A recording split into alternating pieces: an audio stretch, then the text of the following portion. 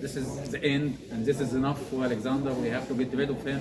And that's why his empire was divided very peacefully. By the way, this is my opinion. This is not history or facts, but this is how I can read the situation at the time. This is the masterpiece of this museum for Alexander the Great. We have discovered this piece here in Alexandria. You know, Alexander conquered Egypt, and he founded the city of Alexandria to be the capital of the Greek Empire.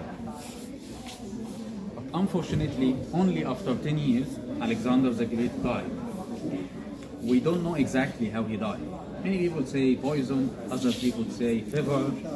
We are not sure. But what we know, that after his death, that his empire was divided between his generals. And Ptolemy I, his close friend and general of the army in his time, became king of Egypt. And Ptolemy founded his own dynasty.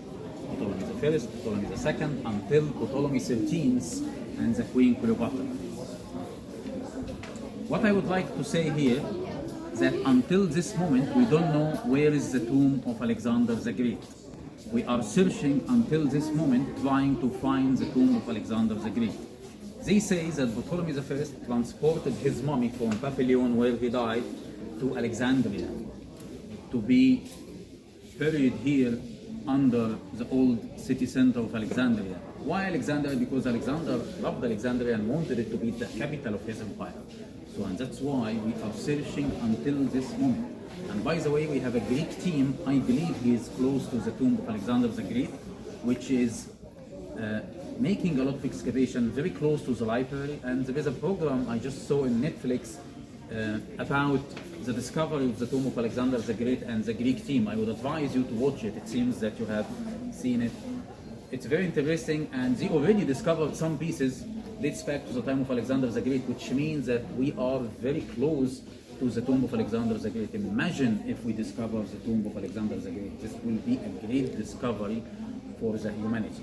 I would like to say something about the death of Alexander the Great, because according to many historians, they say poisoned, killed, but I have another opinion, because when Alexander the Great died, I can see that his empire was divided easily between his generals. Ptolemy I became king of Egypt, another one became king of Greece, another one founded his own dynasty in Syria, and I can see that all was done very peacefully. If what we know and what we studied in history is that Alexander the Great was poisoned and he doesn't have a son and he just died, there would be a chaos in the empire and there will be a big fight who will rule where.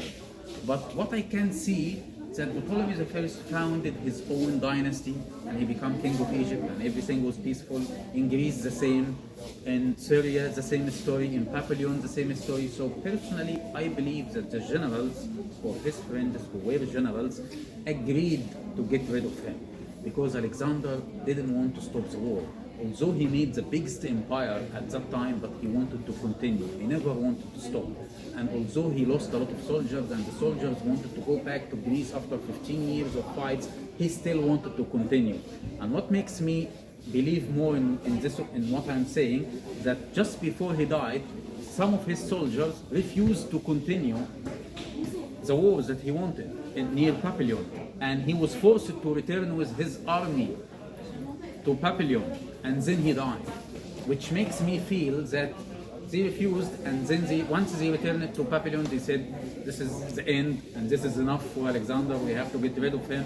And that's why his empire was divided very peacefully. By the way, this is my opinion. This is not history or facts, but this is how I can read the situation at the time of Alexander the Great death. So,